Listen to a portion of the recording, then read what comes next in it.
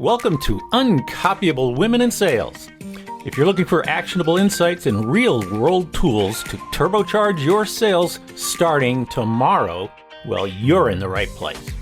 Your host, Kay Miller, earned the affectionate nickname Muffler Mama when she sold more automotive mufflers than anyone else in the world. In this podcast, Kay will talk to another superstar woman in sales as they reveal uncopyable strategies you can use to rack up more leads, snag dream clients, and take your sales numbers through the roof. Stay tuned and get ready to make more sales and how about this? More money. My guest today is the very impressive Michelle Jones. Michelle is an experienced marketer in a variety of male-dominated industries. In March of 2020, at the very beginning of what would become the pandemic, she decided to start her own business, Creativate. Creativate is a strategic marketing group where she and her rapidly growing team serve their clients by combining their passion for marketing with flexibility and a laser focus on measurable results. Michelle, welcome to the podcast. Thank you, Kay. Thanks for having me. Full disclosure, we did this before, and you were my very first interview, and you were awesome. And I kind of sucked. No. Agree. No. But I thought, okay, I want to do this take two. So we're going to do this a second time, and I'm sure that I will have you back because you are so fun to talk to and amazing. So you're the founder and owner of Creativate, and I want you to start out by telling the listeners about your background. You know, you're growing up in education and all that. Yeah, I was born into a family of entrepreneurs. So that's my parents are entrepreneurs. They've always owned some type of business. Even when my mom was a stay-at-home mom, she had a voicemail service for the Amish. Like, they are innovators and creators and entrepreneurs. And so when I was growing up, what I did for fun was start little businesses, whether it was lemonade stands, golf. I sold golf balls. I sold telephone numbers. That's a whole nother story for another time. You sold telephone numbers. Okay. I don't know if we have time for that, but it sounds very intriguing. This was before I learned about supply and demand. So we were out of lemonade and I didn't have any golf balls or anything else to sell. So I was like, oh, I have a phone book. So I went and set up a little table outside. I was like 7 years old and made a sign that said phone numbers for sale. And my mom came out right when I was about to make my first sale. Then she sees a guy handing me cash. And so what I would do is I just open the phone book and point to a phone number and then I could sell them. Are you kidding? And you actually had a customer? He was an old guy who I think felt bad for me. I was going to say there's a sucker born every minute, but yeah, you were probably adorable. And he's probably like, okay, if she's that creative. She's all in a business. So I'm passionate nowadays. Anytime a kid is selling anything, it could be, lemonade, water. I will almost cause an accident to pull over and make sure that I'm buying that thing. And especially if kids go door knocking, you can sell me lasagna for the Boy Scouts. You can sell me wrapping paper. I don't care what it is. If the kid shows up at your door and is making a sale, not the parent, if the kid does, I will buy it. So we got to support young entrepreneurs. I agree. And you're right. Anybody who has sold things as a kid, I did some of that too. And I was also a campfire girl. And I think I'm still scarred from that experience. I would have my dad drive me to like other cities. I was so sure that in another city, not every door had been knocked on, but no. Once somebody buys campfire mints, they're done. But people like you and me were like, yes, we'll buy. We will buy this there. I think that's it. Happy to. Got to support the next generation. So I was going to be in, I was trying to decide what I wanted to do in college after I graduated from high school. And I was going to go into nuclear medical technology, which essentially would be stress tests in hospitals. And then I was like, okay, slow down. What is that? Nuclear medical technology. Yes. So there was a 5-year combination program for undergrad and grad school at a place in Ohio called Findlay University. And I was going to go there and do that 5-year degree. And then I visited Findlay and didn't like it. Sorry if there's any Findlay grads listening, but it's in the middle of nowhere, Ohio. And it's snowy and crappy. And there was at one point, someone was hanging their head out of the dorm room on my tour saying, don't go here. And I'm like, oh my gosh. Noted. So that person, whoever you are, thank you, 20 years ago. Well, anyway, I already knew you were smart. So now I really know you're smart. If was what you were thinking you were going to study. Well, I didn't do it though, so don't give me too much credit. Okay, I won't give you too much. So what actually happened then?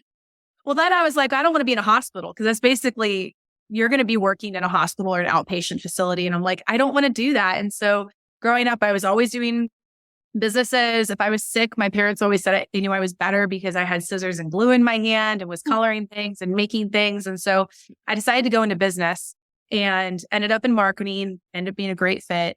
And I got my undergrad in with a concentration in marketing and a minor in accounting, which has served me really well in my career to do kind of the right brain, left brain thing. And that was from the University of Mount Union. No, I did not play football there, even though they're D3 football teams. I played tennis. And then I went back and got my master's from Case Western Reserve University in 2018. So my MBA. So I worked in manufacturing most of my career, stumbled into it by accident and kind of never left. And then the company that I worked for that was manufacturing, a lot of their products went into the roofing industry. So I do a lot of work to this day in especially the B2B roofing space. So yeah, that's where I am now. Started this company 2.5 years ago and based in Ohio, still in my hometown, believe it or not. Cool. And we were just talking about how much you've grown lately. And just since we met last summer, we met at the National Speakers Association. I think you've added 1.5 more people, right? Yeah. Yep. So, I have a team, including myself, of 5 now. And yeah, we've got I learn from my team every day. They're amazing and so smart and so talented, all women. And we work in very male dominated spaces, which I love. And yeah, I'm really lucky to work with them. And we have fantastic clients and that's like good. Life is good. Yeah. You've worked with some interesting products. I think I was looking at your bio or something on LinkedIn, and one of the things was double diaphragm pumps. Yes. Air operated double diaphragm pumps. Oh, wow. Okay. Yes. And I'm thinking, most women think of pumps as shoes. So right? I thought that was interesting. But you've been in male dominated industries and you said that you've loved it. So what have you loved and what has been challenging? Well, just like you, who's also the Muffler Mama in male-dominated industries too. So I love a challenge. Anytime something set it and forget it, I get bored. So I need a challenge. And especially in the manufacturing space, marketing and manufacturing in some ways are kind of like oil and water. They don't always go together super well. And so I love the challenge of helping people understand how marketing can bring value to their company and how it can help their top line growth. And how, especially when marketing is not done in a silo and it's cross departmental function, and marketing really is a great support to almost every function within the company.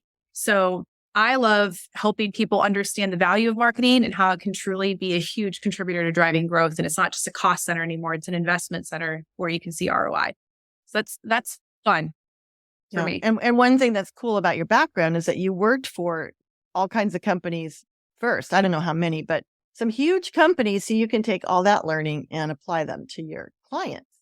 Yes. So that's a huge value. So yeah, explain a little bit then about what Creativate does and how you serve your clients. Yeah, we primarily work with B2B companies, mostly in either manufacturing or building material spaces. We work with roofing, all divisions of roofing. We have door manufacturer. There's a lot of, it seems to be mostly like manufacturing, building materials adjacent type of stuff. We love marketing strategy. So how I got started was I started putting together these strategies and these plans for companies. And then they'd say, wow, Michelle, this is great. How the heck are we going to implement this? And so I kind of got into like the strategy planning side and then also the implementation side. So the light bulb came on, right? Exactly. I'm like, well, wait, they need someone to do this. I could do this. And so that's how the team has grown. But we do everything from planning, websites, events. We do a lot of inbound marketing. We're a HubSpot Gold partner. So we love HubSpot because it helps us show ROI to clients. And it's a relatively, I have case studies where I worked for previous companies and we would spend, even for my clients now, you spend $100,000 a year in marketing, which seems like a lot on your retainer with an agency and HubSpot. but you get 2 million plus in sales. I don't know about you, but I'd take a 20x ROI all day, every day. So Oh my gosh. it's an investment, right? So yeah, but that's great. So, I know you are a HubSpot. I don't know, what is your title is. What is that? Partner, HubSpot partner. HubSpot's partner. So why don't Yes. you just give us the quick, what is HubSpot? Because I think we all know a little bit about it, but why don't you tell us what's so cool about it? Well, they keep developing it too, which I love working with companies that are continuing to invest in their platforms and their programs. But basically, they started out as a CRM, a customer relationship management system. And that's the core of everything that they do. And then they build out these hubs to help support it. So you have your list of customers at all times and your prospects. And then you have a marketing hub, you have a sales hub, you have an operations hub. And basically what's cool is you can track your prospect from the first time they found you and see how they came in to your company all the way through post sale and support and customer service. So it allows you to really own the entire customer journey from start to finish.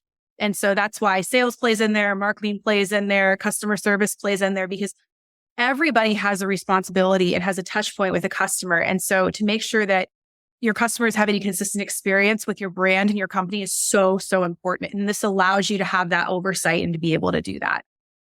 Right. Boy, it sounds like it gives you a huge amount of knowledge. So you mentioned inbound marketing, and I know that one of the things Creativate does is outbound marketing. So I also wanted you to touch on that, what the difference is. So there's inbound marketing and there's outbound marketing, and HubSpot is an inbound marketing type of company. So basically, outbound marketing, which we do, is it can be traditional stuff. It's running ads. It's you can place billboards if it's more of a consumer type of company. But basically, you're putting all these little lines out. If you think about fishing, which I need to find another analogy because I'm not a fisherman. But anyways, it's like you're casting all these lines. You're just hoping something bites, right? Like you're just trying to put a bunch of feelers out there. You just hope someone finds you. You cold call and you hope you just happen to, right person picks up and is ready for the conversation. Inbound marketing is attracting the right people so they come to you when they're ready. So I love the example of especially online and digital is a great way to do that, because you write blog posts, you write articles, a lot of thought leadership content is a great way to do that. And so then when someone finally Googles, how do I find the solution to my problem? Your website can come up or your content can come up, and they can go through and they can watch videos that may be super helpful on YouTube. They can read through what you have to say about it. They can learn about your product, their solution. So you have a better qualified customer base too then, because prospects to turn to customers, because nowadays people are 60 to 80% of the way through their buyer's journey before they even reach out to you. You're providing them information to learn. So you're already getting to train them and teach them the things they need to know so they can become a more educated buyer and then become more loyal long-term. So that's the power of inbound marketing versus outbound marketing. Today's podcast is sponsored by the acclaimed book, Uncopyable Sales Secrets, How to Create an Unfair Advantage and Outsell Your Competition by Kay Miller. Put the secrets in this book to work and you'll make more sales, grow your network, and become a top earner. See the show notes or go to Amazon.com and search for Uncopyable Sales Secrets to order the book right now. Well, you did a great job of explaining that. And of course, we do that with our company. We produce content, newsletters, and different value items that people, our customers, our prospects can find and make them want to call us. So that's that's a great way to look at it. And I'm thinking, so our audience is salespeople, as we've talked about, and mostly women. And even though I know, it's like you, especially, I love talking to you being from a male-dominated industry, because there are some challenges there. But, I think that the way you look at marketing and sales is really great. And you, of course, even though you don't really offer sales as your part of your service, you do have to sell customers on your service. And it sounds like, I'm sure you use inbound marketing for a lot of that. Is that true? Yeah, we use both. And we have within HubSpot, there's a sales hub. And so we actually support, we have clients where we support their sales team on all things customer relationship management, all CRM supported related issues. And so, yeah, like we understand the sales process and the sales cycle and sales challenges really well, both as and that's what's unique about us is we're not going to come in. We're not the type of company that just wants to know about like, okay, well, what are you doing in marketing? That's it. Like we get all up in your business and we want to know every aspect of the business. We want to understand if we don't understand the sales cycle well, how can we create marketing materials that are in alignment with that? How can we effectively support the sales team if we don't understand how a sale is made and the complications of that and the challenges and the solutions that are available? And we can't explain and articulate them well. So yeah, it's really important to have, it's marketing, but like I said, marketing infiltrates every piece of the business. So we're very involved. It sounds like it. Well, and you're right. When marketing and sales are not integrated, it's a huge problem. I still remember as a salesperson, and I was an outside rep, for this muffler company, and we would just be told what we're going to do. This comes down from the marketing department. This is what you're going to sell. And they'd have these goofy programs sometimes, but, we didn't have any input. I don't think they understood our customers as well as they should. So having those two integrated is really huge. I love that you have a very particular moose. So, you've defined that. That's what we call the target market, of course, in the Uncopyable framework. So who is your moose as far as size and type of company? It's funny because we were talking before we started the podcast too about evolution and how there's a time and a place for everything and things change and things evolve, ideas evolve. So initially my moose was pretty broad, but the more that the further we get along within our company and even within our team and what our team strengths are, our moose has changed a little bit. So at a real quick glance now, we can see, okay, is this person or is this company going to be a good fit? Again, mostly B2B. We do have a few B2Cs and with exceptions, but mostly B2B, mostly has some level of internal support for marketing, whether it's a full-time person or a few people fractionally working on marketing. It's tough for us to get marketing decisions made if you don't have a champion internally. So we like to have that. In terms of client size, it's shocking. If you go by top line sales, we have clients that are 20, 30 million in revenue and have a marketing team. We had another one that had 700 million in revenue and had like the tiniest little amount of support. I have another one that I'm talking to that's 200 million and has no marketing internally. So how much are they missing out by not having marketing? I mean, and how did they get to that level of business and sales? I bet you're going to really affect that. Well, and here's the thing I would argue too is everyone is marketing in some way, shape, or form. Like every salesperson is doing some level of marketing, even if it's a really janky PowerPoint or a really poorly put together flyer. Like everyone has something that they're doing from a marketing perspective.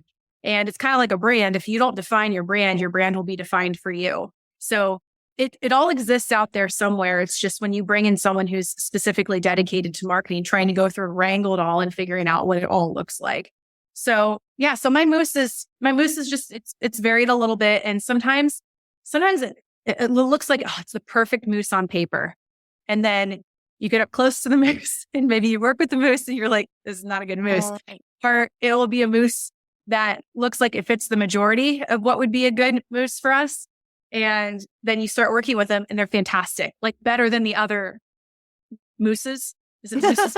I don't know what the plural is actually. Like cacti, like moosei, the mooses. So yeah, that's the beauty too of owning your company is you can cherry pick the people that you like to work with because you're working with a company, but you're also working with the people there. So we like to have a good relationship with the people that we're interacting with as well.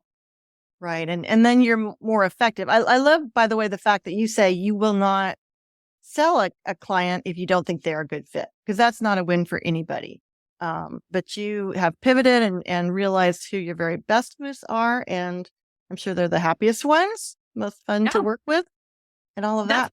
What happens is when everyone's aligned and everyone gets it and we're all moving forward and we all have the same goals. Like there's some clients that if you just embrace it, you don't just dip your toe in and you go all the way in, their results are incredible. So yeah, it's just finding the right people and everyone's not the right fit. Not every moose is a good moose for us. And that's okay. It is. And it's a great lesson. I mean, even though we're talking marketing, again, for salespeople, I think it's so important to be strategic and not waste your time with the wrong prospect, because that means you can't spend time on the right prospect, right?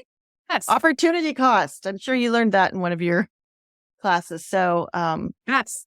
as we think about salespeople, how much do you think that a salesperson, and of course, that's a huge range of types of salespeople, but how much can they use, say, inbound marketing? Do you think that there's an opportunity for them to, say, create content, do things that will help draw customers to them? Huge opportunity. Right now I have a client who, they have their whole media schedule put together, and one of the media outlets, wants to do a special panel podcast. And so they come to the marketing department, say, okay, what do you want to do? Well, we just happen to have a salesperson who is very proactive and put together a couple of continuing education unit courses. So guess what? I threw over to the media company and said, interview him and have him do his presentation. Wow. I put his finger there. I mean, so he's going to get the opportunities and the coverage because he took the initiative to do it. So, and the same with content, like LinkedIn, it's changed so much since during COVID, but I believe there's still so much opportunity out there on LinkedIn if you do it right. There's a lot of noise, but if you do it right, and if you truly are, the big thing is if you're adding value, and that's when marketing shines. That's when sales shines. That's one thing we both can very firmly agree on, is if you're adding value to your prospects, that's when the magic happens. So I think there's a huge opportunity for sales to amplify their message by utilizing marketing tactics, and working in collaboration with their marketing team. Yeah, I think that's a great point. And like you said, or just doing it on your own. I mean, I remember when I went back in the day, I would make my own flyers and make my own promotions and do things that would add value to my customer. And that would, make me more successful too. Mm-hmm. Always does, right? Absolutely. So it's a marketing company, but I do all the sales for it. So I've learned a lot by doing it over the last couple of years. I finally took a Sandler training course so I could. Did you? Training, yes. But since we've talked last time, because last time I think you said you hadn't had sales training and you weren't a salesperson, and then I pointed out that you do the selling for your company. So how did you like having the sales training? I liked it. It's nice to have some structure, and I learned a lot about things I wasn't doing right, and it was also validating for some things that I was doing right. But I think the biggest thing I learned is back to the moose piece. It's okay to say no. And like you said, there's an opportunity cost, and it's actually very powerful to say no. And since I do interact so much with our existing clients and prospect, like I have to make sure that I'm spending my time wisely. I don't want to be chasing down moose that aren't a good fit. So, Sandler it was nice to see that structure and get some like best tips and practices out of it. But like, Kay, you've got so many great examples in your book of where you just kind of used common sense and your personality, and you did fun, creative things like sending people pictures of themselves and stuff like that, like just thinking outside of the box a little bit, So being creative. And you know what? After we went to the National Speakers Association meeting last year, you sent me a box of the most amazing cookies. I think they were the Cheryl's cookies. So you are obviously a relationship person. But yes, in my book, I talk about not only relationships, that's huge, but being strategic and then being unique. And I'm sure that you have some advantages as by being a woman-owned business, right? Yeah, and actually, that's on my list of things to do is to get the official certification for it, because I am 100% owner. I own all the shares of my S Corp, so I need to get the official. Yes, I am a certified woman-owned business. It's on my list of things.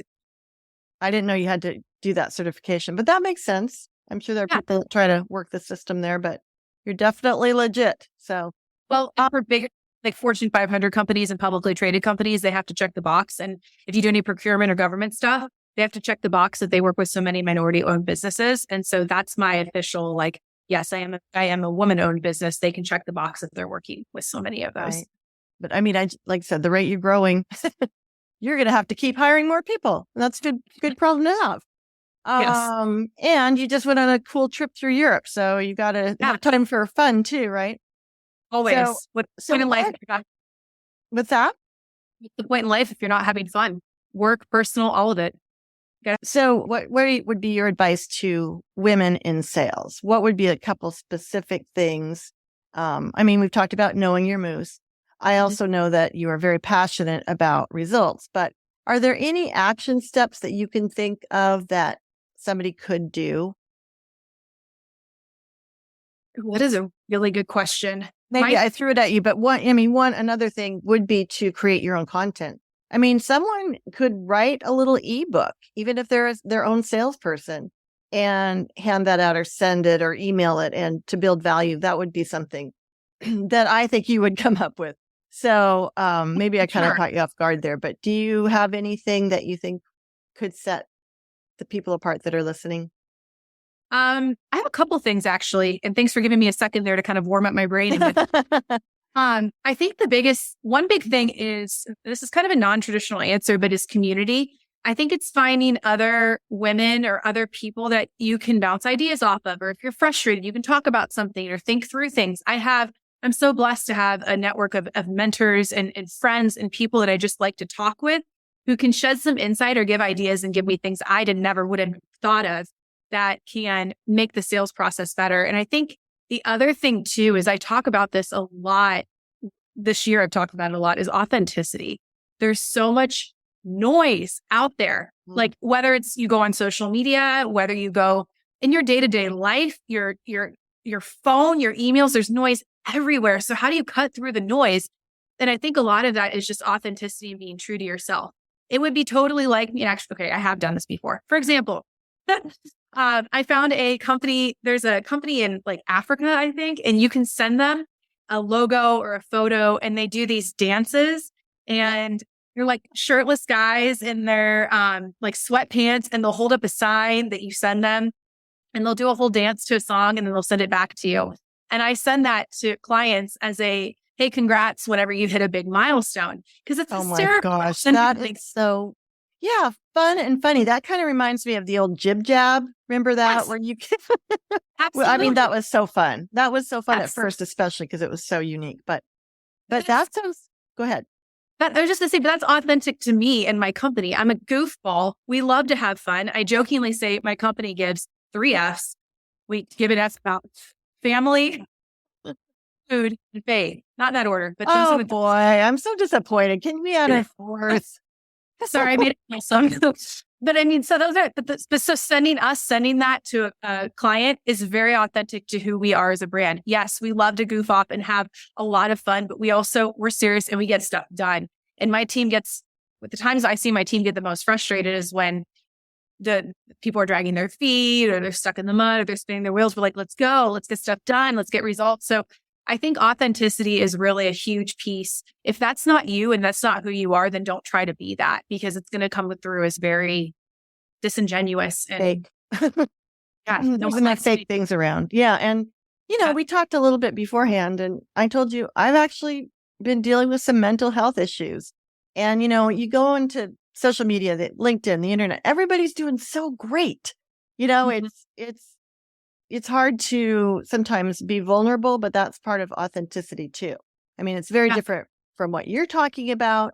And I agree, you got to be unique and different and fun. And that really stands out. But I think also being a little bit vulnerable sometimes makes you real. Sales is hard. This is hard. Business is hard. Marketing is hard. Heck, life is hard. Right. So also, I think trying to, not trying to make it seem like everything's perfect all the time.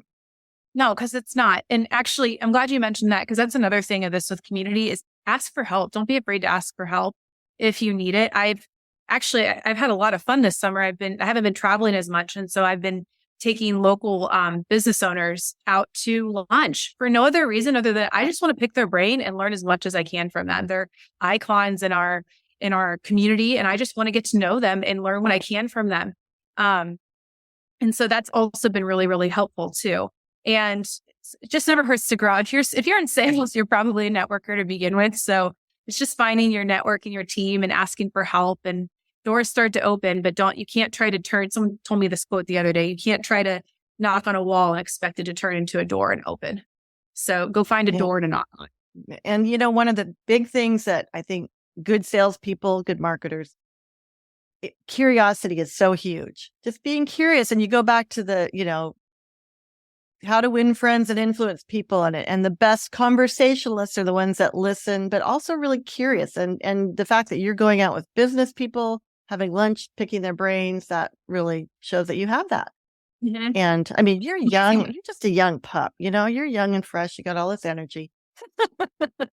But you always will, I'm sure. You're just like the Energizer Bunny. So let's talk just a little bit about challenges that you faced as a woman. I know there are a few, but it sounds like you've really overcome most of them. But what do you see as a woman in a male-dominated industry? I mean, if I look at myself 10 years ago as a woman in a male-dominated industry, I behaved very differently. We're raised as women to be people pleasers, and the authority is correct.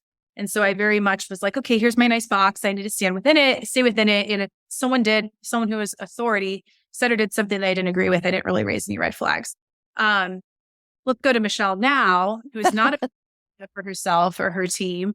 And it still happens. Like, even if my clients are wonderful, I've gone to sales meetings, even in the last year, where someone will make an off color remark, or I had someone look straight at me the other day in a meeting, and they were like, oh yeah, and something with acetone for the roofing product. And they look at me, acetone, like what you can do your nails with. And I was like, thanks, bud. I know what acetone is. Oh my okay? gosh. Yeah, really. Yeah. The first syllable of acetone seems to come into play on that one. Right?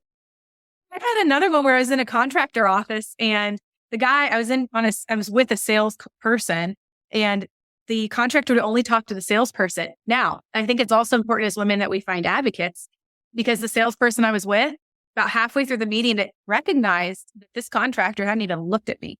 And he said, I kind of kept looking over, and I'm like, hello, like I'm here too. Mm-hmm. And the sales guy goes, just because she's in a dress doesn't mean she doesn't know what you're talking about. And I was like, thank you. Yay, Thank you. that is so good. And you know what? It is so important to have male allies like that. And I talk about this in my book too. Sometimes, especially in the old days, women were worse to each other than the men sometimes. But there are a lot of men that really are standing up for women, that will stand up for women. And we need that. We need that. Just like we're going to help people out if they're male or female. But boy, good on him for saying that. Because maybe not. And my team knows too that if they're ever in an uncomfortable situation with a client, they need to let me know, and I have their back, and we will. Fortunately, we haven't had to, but if it ever comes to that, I would absolutely fire a client if my team felt like they were not being respected or treated well, or sexist or misogynist comments were being made. Like, I would 100%. We don't need to live in that. Taking it. No. Yep. No, that's really good. So, I think we're about out of time. I just wanted to touch on one thing that we talked about last time that I thought was so funny. And I had never heard of this, but you were talking about the sales process and doing it right, and how you had heard about sales reps who weren't doing it right, that would literally go to cemeteries and write people's names down. Yes. And this is why I love having my companies, because I don't have to do the obligatory box checking stuff. You can actually do real processes that get real results. Right. But yeah, call reports sometimes. Yeah. They can so easily be faked. It's results that you want. And that's what you deliver to your clients. I don't want a CRM full of of headstones because you went to a cemetery and wrote down the names of everyone there. That's not what I want. That's not going to generate any value. It's not serving anyone well. So let's not do that. And that's great, especially coming from someone who actually sold phone numbers as a kid. Well, technically, I don't think I ever made a sale, because I'm pretty sure my mom intercepted before the cash was actually exchanged. So I don't know if I can claim that for sure. Something I've sold. Well, that was just a funny little story. I love that you shared that. So, well, thank you so much, Michelle. I will put the links to your company and your contact information in the show notes so that people can get a hold of you. And I can't wait for our next conversation. So, to be continued. Thank you so much, Michelle. Thanks for having me. Always a pleasure. Thanks for listening to this episode of Uncopyable Women in Sales, your source for secrets you can use to make more sales. Check the show notes for links and contact information. And if you enjoyed the podcast, please spread the word by subscribing, sharing, and leaving a 5-star review. You can always learn more by going to uncopyablesales.com/podcast. Until next time, go out and supercharge your sales like a true uncopyable rock star.